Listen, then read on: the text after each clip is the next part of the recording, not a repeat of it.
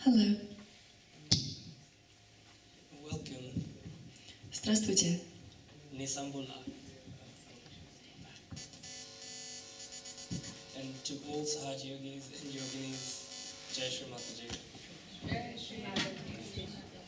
Respected guests, ladies, gentlemen, and children.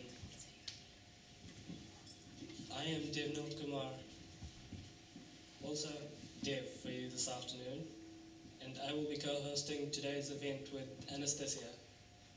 Let me first introduce you all to Anastasia. Anastasia is an international model and an actress, and more recently, a life coach.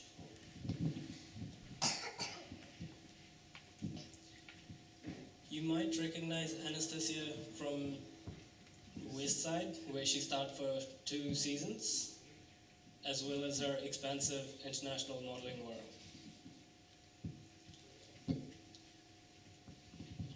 Thank you so much, Dev. And for those of you who know Dev, let me introduce the side of Dev you may not know. This young man is about to be launched internationally as a model, and I believe has signed a contract to be launched as an anchor for the event to be broadcast later this year in New Zealand. Thank you.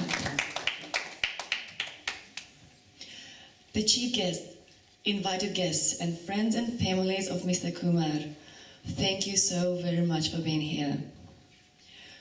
Sundays are mostly family days, and thank you so much for taking this time, this valuable time of your family Sunday and being here with us. Welcome. For those of you who were here for the music and meditation, I'm sure you will also take good vibes from it, and you'll find this event as fulfilling, as enjoyable as we do. And Dev, could you please repeat us on the house rules for the afternoon? Yes, sure. For those of you who have just joined us now, I will recap the housekeeping matters. The toilets are at the back on your right. In the unlikely event the fire alarm does trigger, please make your way out through the main entrance. This site, including the areas in front of the hall, are all smoke-free. I'm pretty sure we can keep it that way, right? Thank you. Hey, Anastasia, can you tell me what is the biggest deception of our lives? The biggest deception of our lives is that we deceive ourselves in the illusionary hope. But isn't such deception just natural for humans? It surely is, and the greater the hopelessness, the deeper the illusion of hope. And with these words, may I please request Stan to escort our chief guests, Yogi David Sharp and Mrs. Sharp, to the seat up here in the front.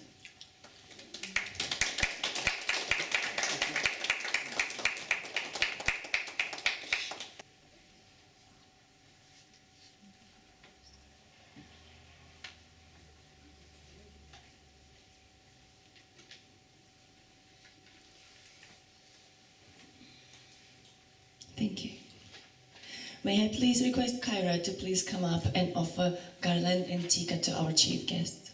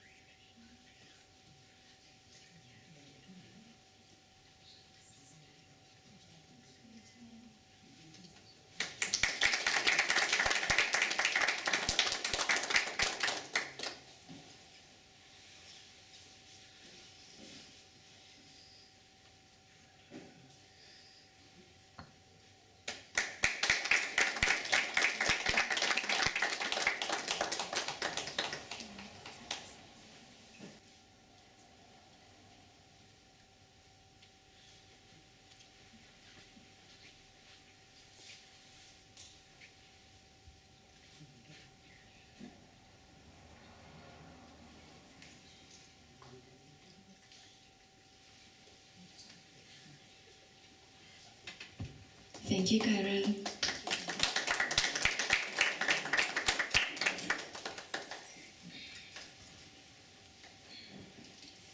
We have some special guests here with us this afternoon, people who have been involved in various ways in this publication. We would like to join them here with us as well. May I please request the following guests to join us in the front row. Mr. Arvind Kumar from Fairfax Media with Mrs. Kumar. Mr. Johan Lucina from Lucina's Photography in Graphic Works with Mrs. Lucina. And we also have an apology from Miss Ray McGregor, who could not make it to the earlier commitment. Could I please request Dave to introduce the next guests to us? It is my pleasure to introduce us all to Mr. Arvind Kumar. Mr. Kumar has been a well-known sports writer in Fiji before his migration to New Zealand. And currently he is the writer for New Zealand Herald. Mr. Kumar is a good family friend as well as one of the key editors in this book. Although he does charge for his professional services, he did this edit work at no cost. Div, could you tell us, what do you think of beggars? Personally, I think everyone is a beggar. Wait, what? How do you say that? Simple. Let me explain. Some people beg on the streets, some beg their bosses for a pay raise, some people beg in courts to forgive their crimes, and almost everyone begs in churches, temples, and mosques to forgive their sin.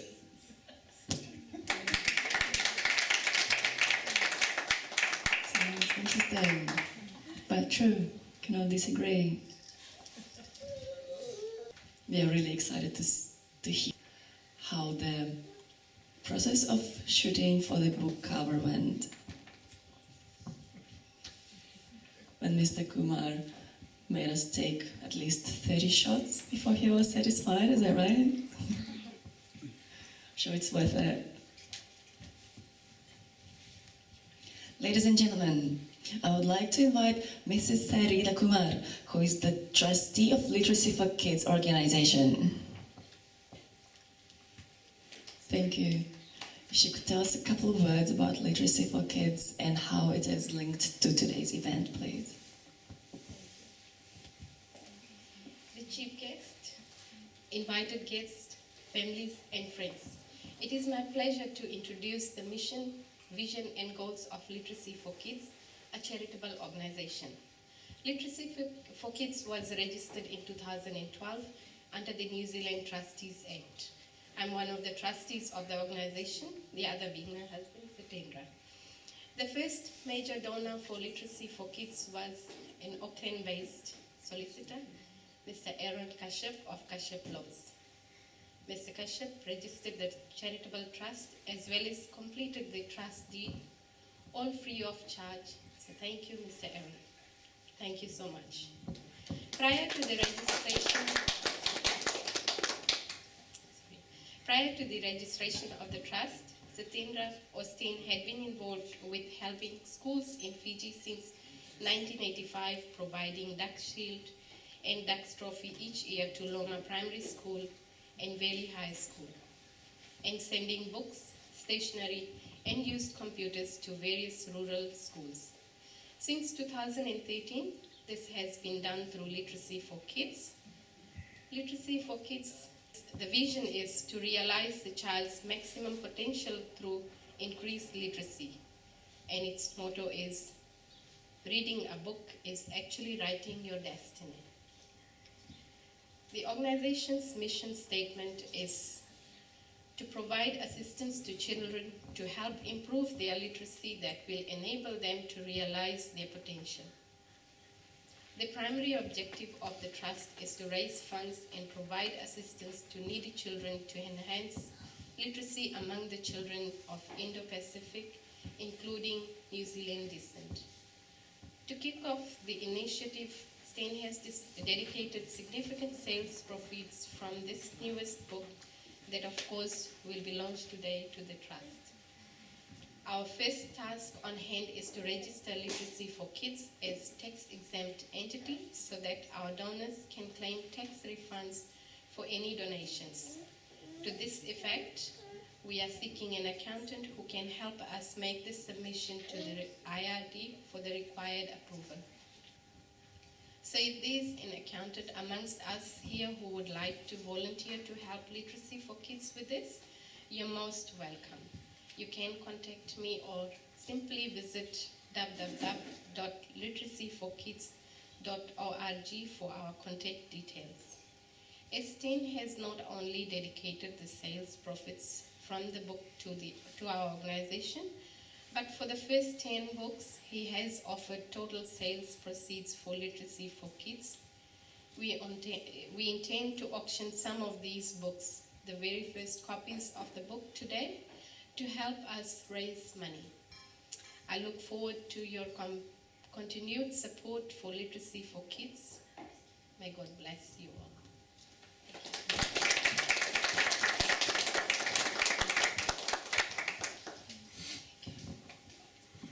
Thank you, Mrs. Kumar. We wish you and Literacy for Kids all the best to achieve your goals in helping the needy children. Ladies and gentlemen, as Miss Ray McGregor is not here, can we please ask Sten to come up here and tell us a little bit about her?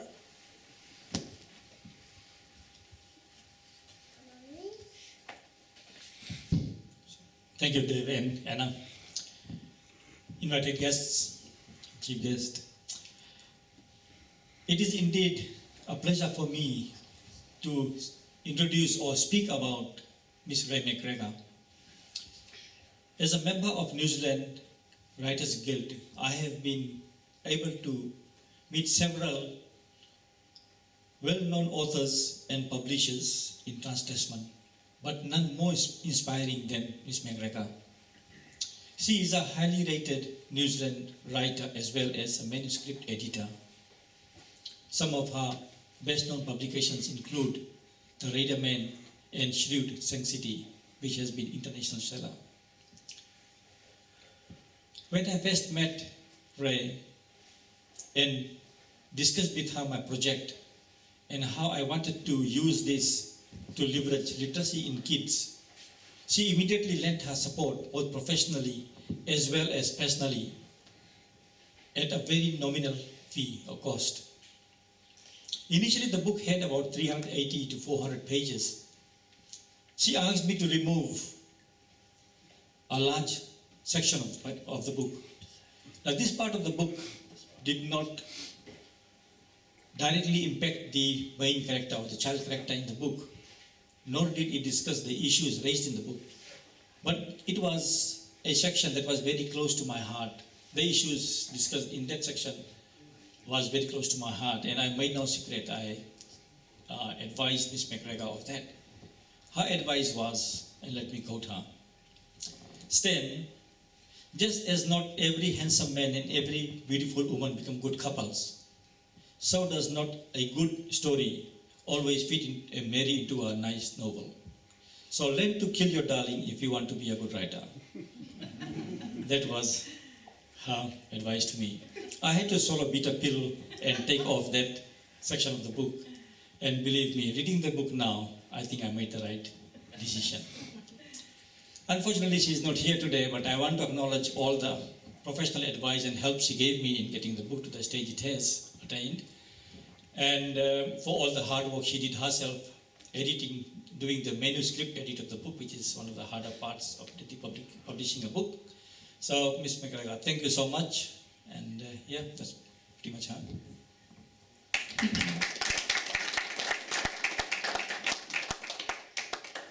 Wow, kill your darling. I never knew writers could do that. Well, that explains why most of us cannot be a writer, right? Before we proceed further with our event, could we please request Stan to get up again and tell us a little bit more about his publication, what inspired him to write this book, and what message would you like readers to take from it?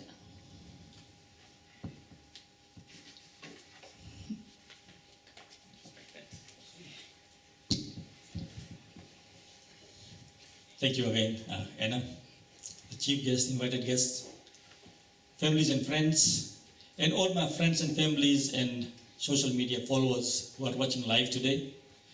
First of all, I would like to extend my personal gratitude to each one of you.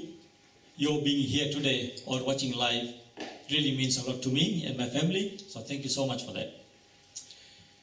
Coming from a financially struggling family background, there were numerous occasions when I almost dropped out of the school. The first time, in fact, when I did drop out of the school was when I was in year 8. When both my parents, my mom and dad, got quite ill and could not support our education. And Angel, the head teacher of the school where I was enrolled in, with whom I had no connection, no relation, came to know about my problems, came to my home, and not only offered me financial help, but accommodation to live with him and his family until my parents had recovered, which was several months later. Mr. Harry Prasad, the now retired head teacher of Loma Primary School in Singatoka, Fiji, currently lives in Suva. Unfortunately, he's not here with us today. But yeah, if I'm standing here today speaking about the launch of my book and not being a peasant farmer or a laborer in Fiji, it is all because of Mr. Prasad and his family. It is a gratitude that I can never repay. I had similar situations in my life in year 11, 12 and 13 of school when I was about to drop off out of the school. However, each time, miraculously, some kind-hearted being, God sent angels, as I call them, appeared from nowhere and helped me in my studies. Most of them I didn't even know who they were, strangers.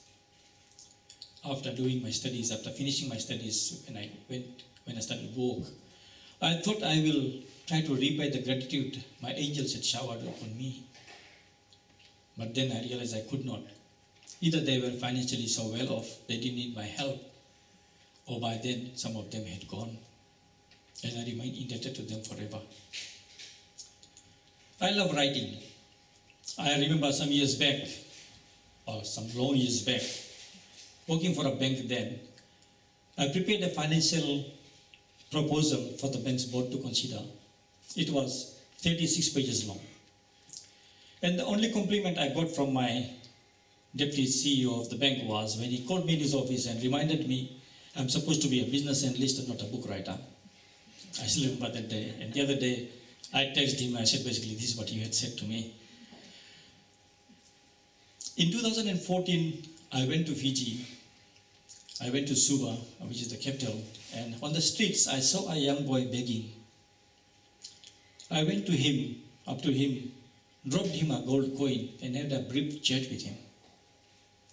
I returned to Auckland, and I do a lot of short story writings. I write a lot of short stories. So I started to write about what I had seen in Fiji, in Suva. The story just didn't seem to end. It just kept growing bigger and broader. I saw it manifesting into a small novel. I had a few other short stories that I had written in my different travels to different places. I added all together, stitched this together and showed it to a couple of my friends. And they all thought it looked interesting and seemed to hold interest.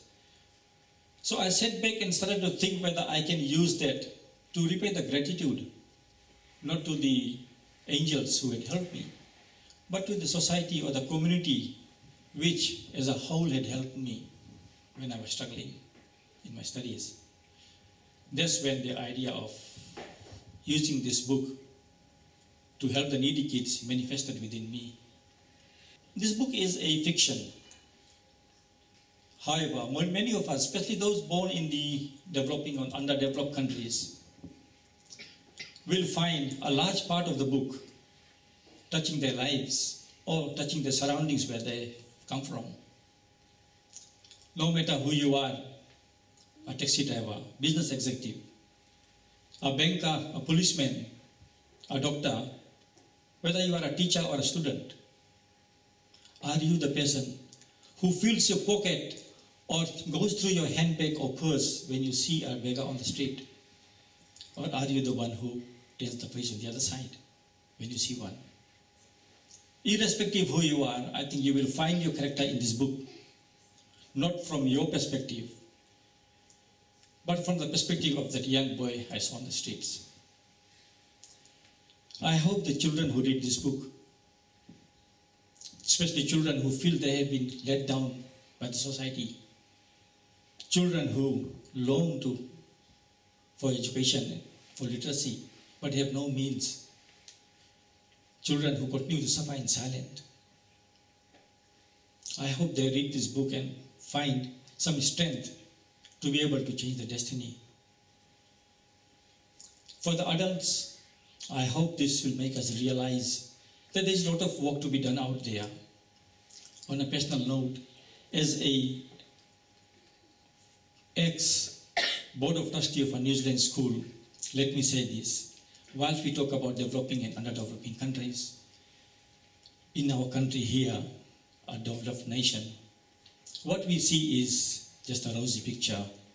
If you look at in schools, there are a lot of kids who are struggling. There are a lot of kids with huge potentials, but they are not developed. And I think there's a lot more to be done. It is an issue that always remains with me. For the book, I think I can't say much. I guess you may have to obtain a copy from somewhere to know what's in the book, but I think that's all I can say. Thank you so much.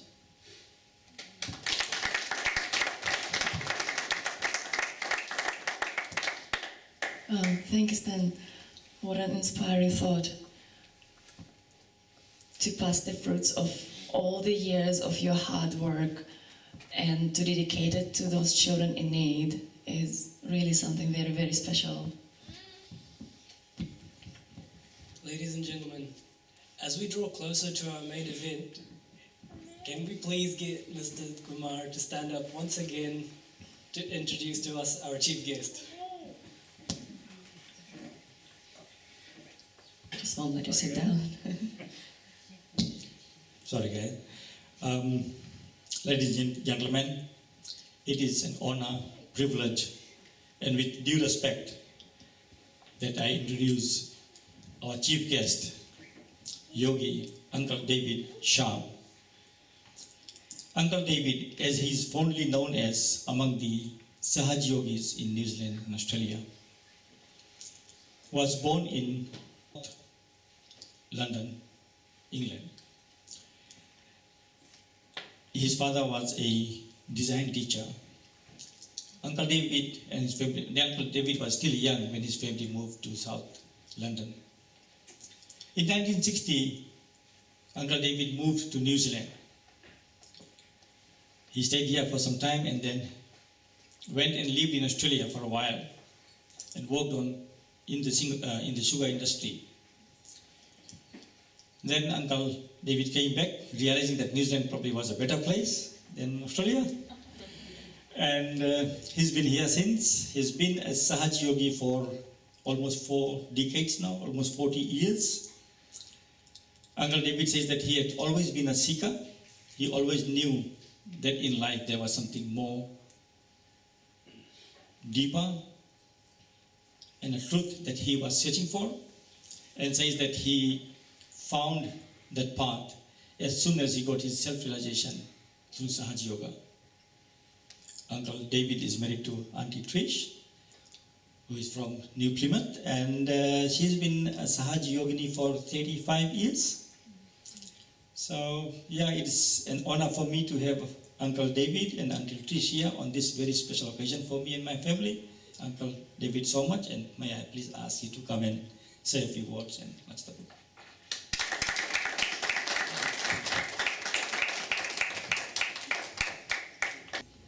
This is this beautiful book that he's talking about and the experiences that he's had. It's for the children, the boys and girls. It's a very special book. I actually couldn't put it down when I started reading it. It's very, very beautiful, and there's a lot of experience there, This is the experience that our mother, Srimati Nirmala Devi, has also given to us, because when we stop thinking, as Chris told us all, when we stop thinking, we can go into meditation. And this is it. We've just got to stop worrying, stop thinking, and realising that we are the pure spirit, that this moment now is the one that lasts forever. The past is gone, and the future never actually arrives. So just be in the present moment, enjoy, and enjoy yourself. Satendra has said mostly what I want to say, tell you about myself. This is just an amazing venue. It's such a beautiful place.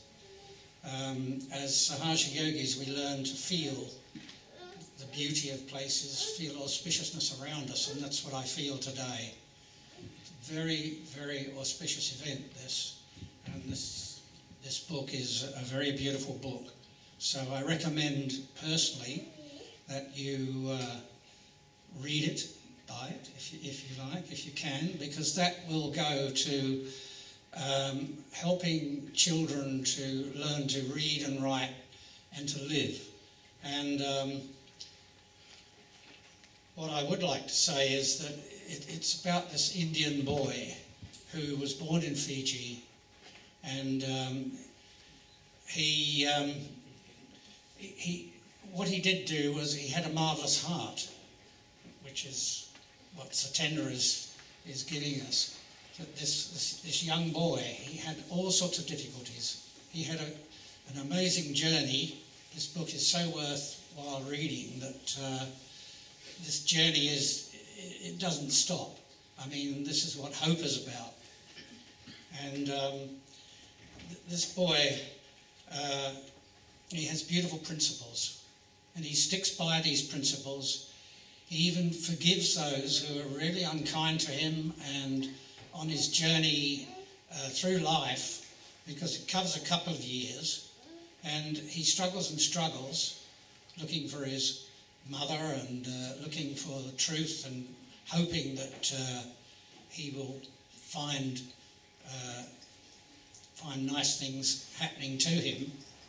And so I should tell you a bit about myself, and that is that when I was middle-aged, I've always been a seeker, and I knew that there was other things to learn in life, and I saw a free ad by Uncle Brian Bell, he's a New Zealander who lives in Australia, and he came here for a good 10 years and started Sahaja Yoga off.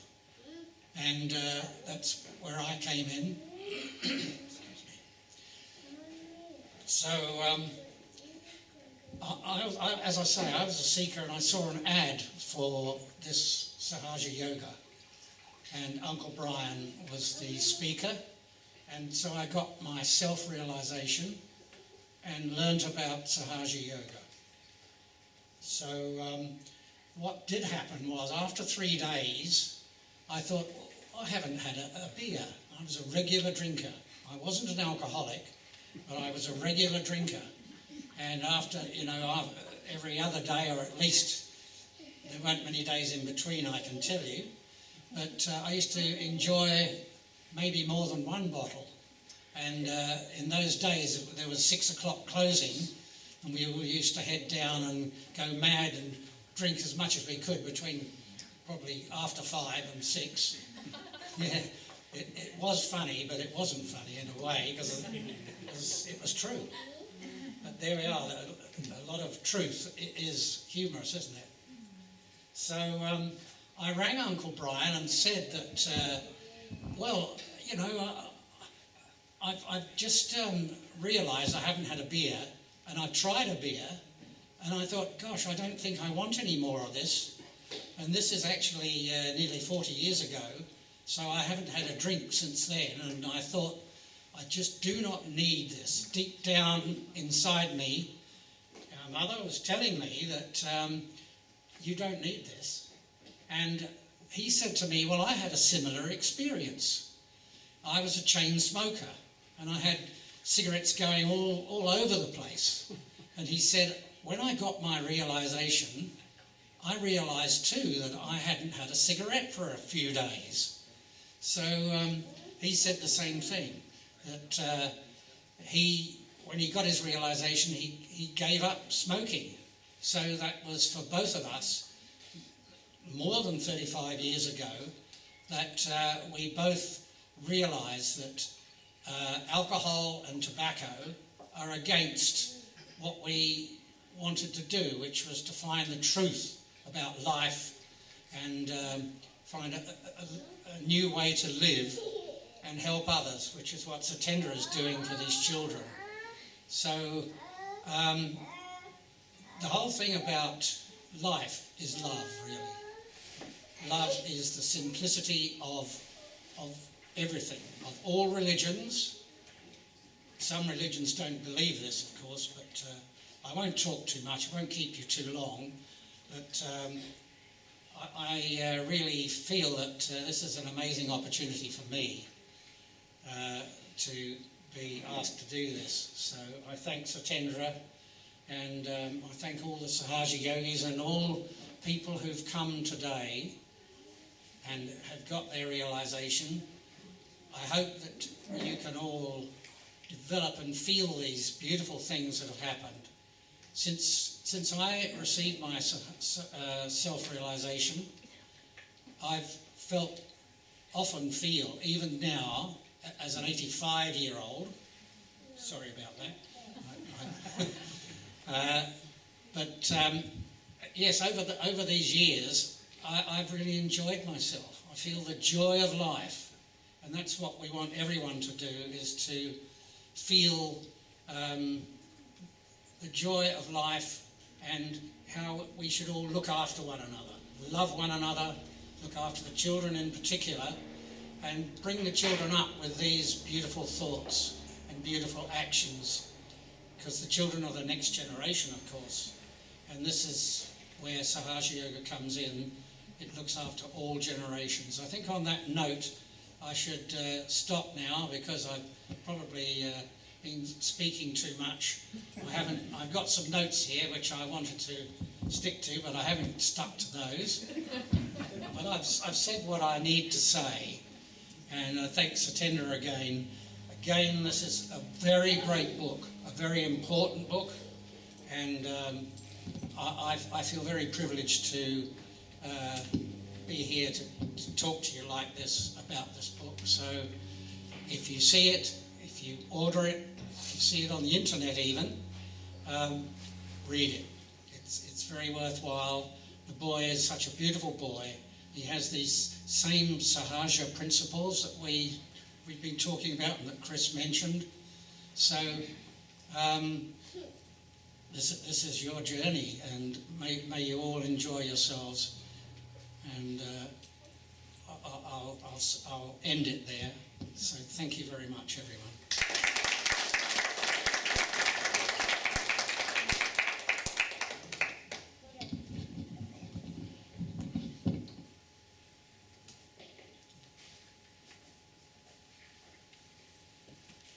Thank you so much, Mr. Shah.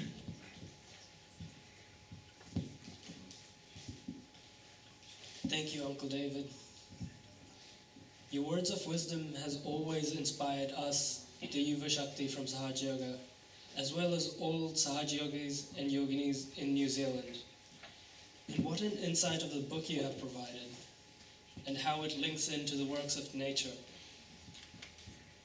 Can we please ask Sten and Uncle David to cut the cake?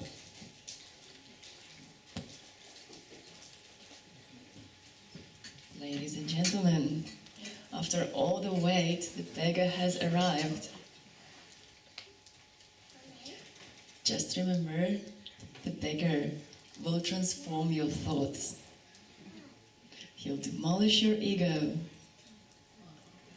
He'll challenge your life. He will change your perception of the world.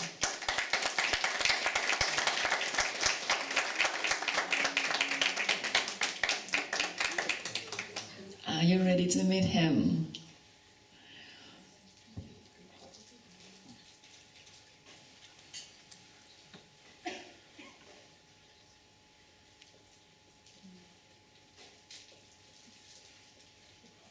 You guys probably can't see it, looking very, very beautiful.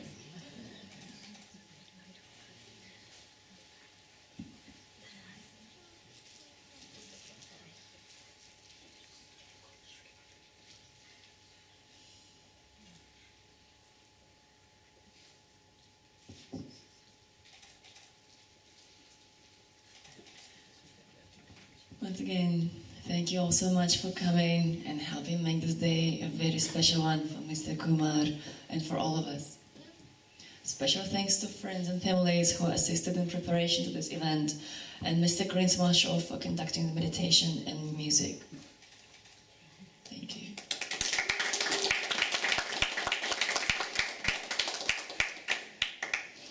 Dave, what do you say?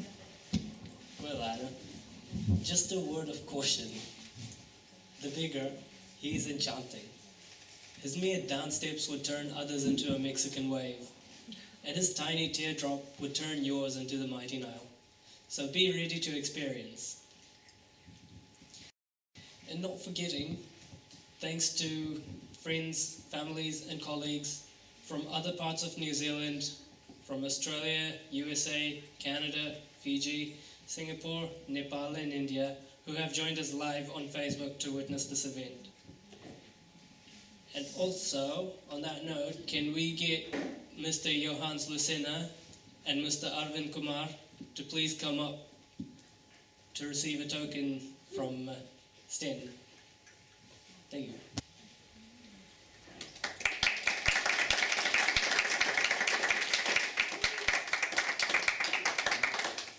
Ladies and gentlemen, Johan Lucena, he is the professional photographer and a graphic designer. He did the design cover of the book. And I do remember that night, I made the photographer take shot after shot after shot. And I think must have been over 30 shots before I was satisfied. Gave us your okay. So thank you for your patience, and there's patience that night, and Johan, yours. Thanks, good. That's for me.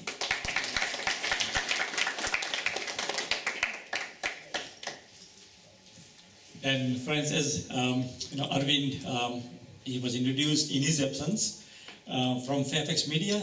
He's a personal friend of mine, and he did the edit of the book.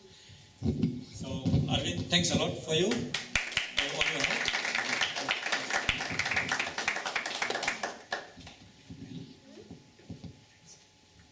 Thank you. Can we get Kyra to come up on the stage now, please?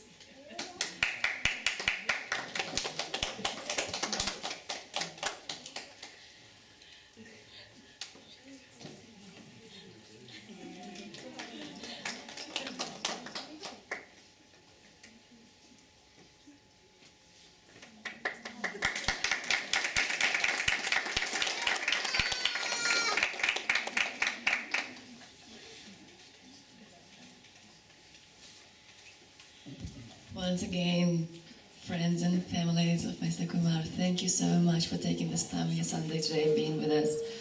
Please welcome to enjoy coffee and snacks and have a beautiful afternoon. Thank you.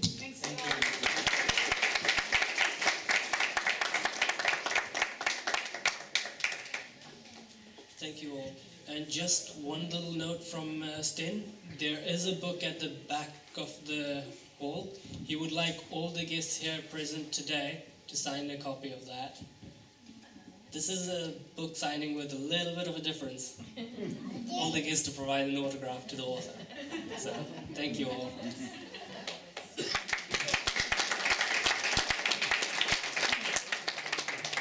And also just want to remind, the book can also be purchased at www.TheBeggar.co.nz or www.satyendrakumar.co.nz. Thank you.